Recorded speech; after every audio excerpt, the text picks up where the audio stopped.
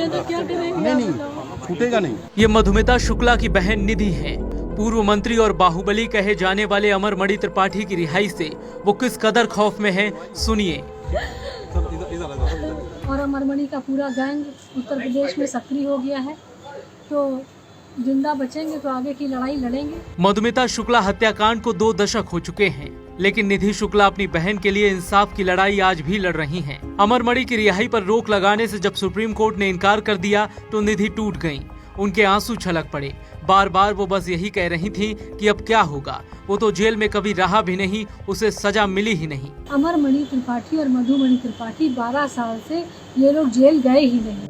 निधि ने जिन 12 सालों का जिक्र किया, उन्हें अमरमणि ने अस्पताल के कैदी वार्ड में बिताया। 2012 में अमरमणि को हरिद्वार जेल से गोरखपुर जिला जेल में ट्रांसफर किया गया। कुछ दिनों बाद उत्तराखंड के डॉक्टरों ने उनकी पत्नी मधुमणि को सर्वाइकल बताकर उनकी भी गोरखपुर जेल में शिफ्टिंग की सिफारिश कर दी। मधुमणि गोरखपुर आई तो ज्यादातर अस्पताल में ही रहीं। वहीं अमरमणि हर सुबह जेल से बाहर आते थे, फिजियोथेरेपी के लिए मेडिकल कॉलेज में जाते, इसके बाद प्राइवेट गाड़ियों में घूमते थे।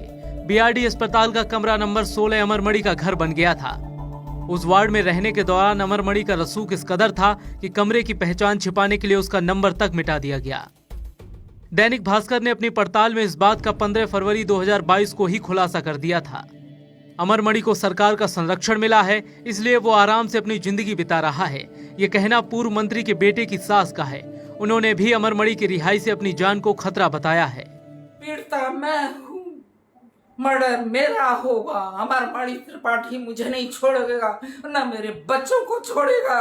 उत्तर प्रदेश की सरकार की ड्यूटी है कि गवर्नर को मिसगाइड करके ये काम जो किया जा रहा है नहीं होना चाहिए।